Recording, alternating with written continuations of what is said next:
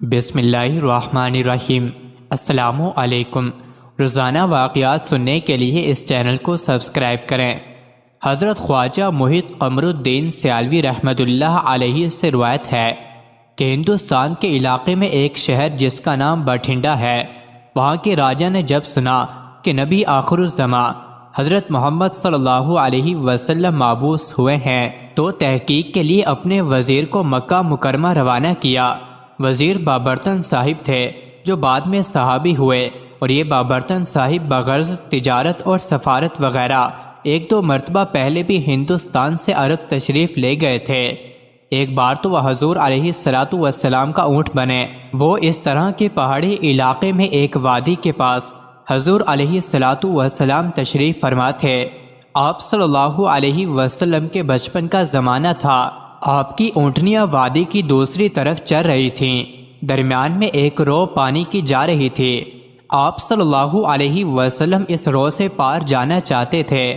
بابرطن صاحب جب وہاں پہنچے اور حضور علیہ السلام کو دیکھا تو آپ صلی اللہ علیہ وسلم کی محبت نصیب ہو گئی۔ عرض کیا، میں آپ کا اونٹ بن جاؤں؟ آپ صلی اللہ علیہ وسلم نے فرمایا، ہاں۔ چنانچہ وہ آپ صلی اللہ علیہ وسلم کے سامنے بیٹھ گئے۔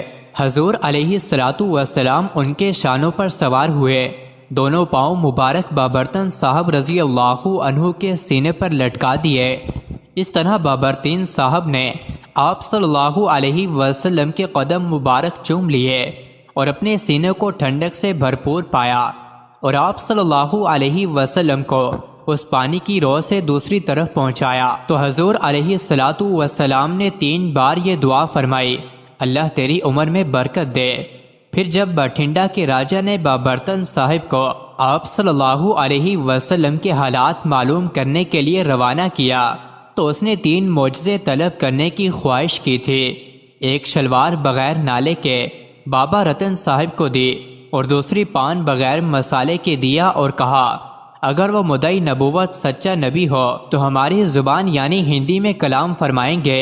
بابا صاحب جب وہاں حاضر ہوئے تو آپ صلی اللہ علیہ وسلم نے فرمایا، تو وہی شخص ہے جو میرا اونٹ بنا تھا۔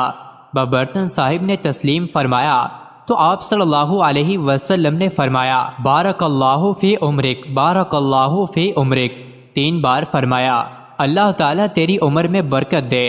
اس کے بعد جب بابرطن صاحب نے شلوار اور پان دونوں پیش کیے تو آپ صلی اللہ علیہ وسلم نے شلوار کی طرف اشارہ کر کے فرمایا، اس کا نالا کہاں ہے؟